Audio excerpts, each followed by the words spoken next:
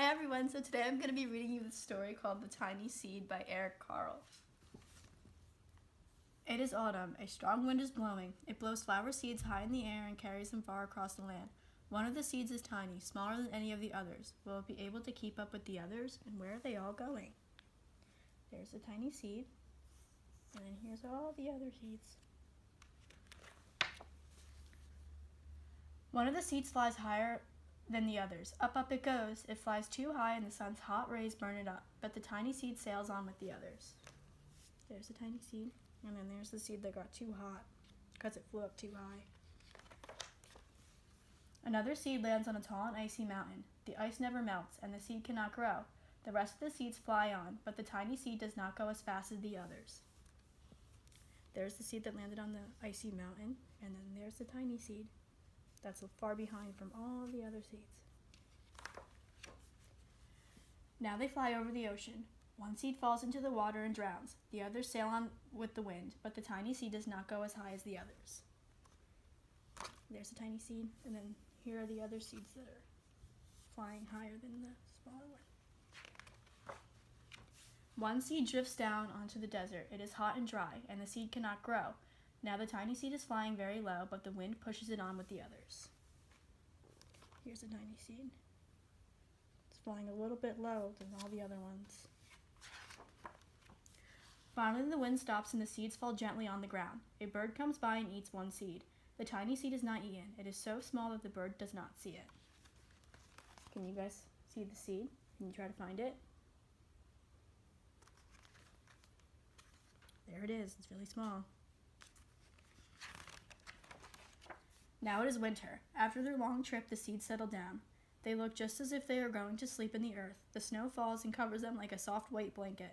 A hungry mouse that also lives in the ground eats the seed for his lunch, but the tiny seed lies very still and the mouse does not see it. There's the mouse eating the seed, but the tiny seed is right there, so the mouse doesn't see it. Now it is spring. After a few months, the snow has melted. It is really spring. Birds fly by, the sun shines, rain falls, the seeds grow so round and full that they start to burst open a little. Now they are not seeds anymore, they are plants. First they send roots down into the earth, then their little stems and leaves begin to grow towards the sun and air. There is another plant that grows much faster than the new little plants. It is a big fat weed, and it takes all the sunlight and the rain away from one of the small new plants, and that little plant dies. The little tiny seed hasn't begun to grow yet. Will it be too late? Hurry! But it finally starts to grow into a plant.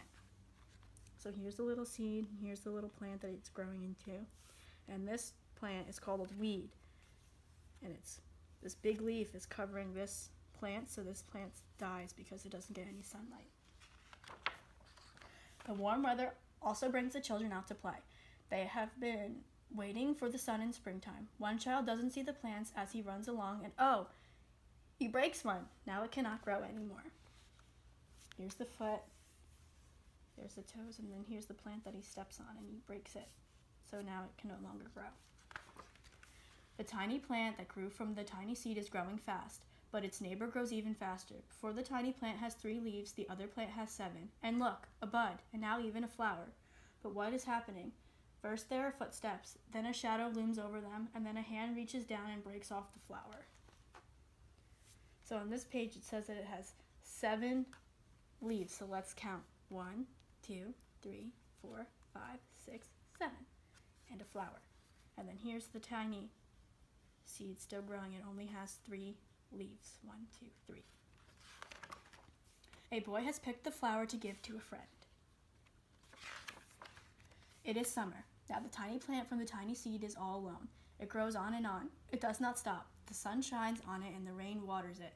It has many leaves. It grows taller and taller. It is taller than the people. It is taller than the trees. It is taller than the houses. And now a flower grows on it. People come from far and near to look at this flower. It is the tallest flower they have ever seen. It is a giant flower. So here's the flower that once was a little seed. And it grew and grew and grew. So big, bigger than the houses and the people and the trees. All summer long, the birds and bees and butterflies come visiting. They have never seen such a big and beautiful flower. Look at all the bees and the butterflies and the birds. Now it is autumn again. The days grow shorter, the nights grow cooler, and the wind carries yellow and red leaves past the flower. Some petals drop from the giant flower, and they sail along with the bright leaves over the land and down to the ground.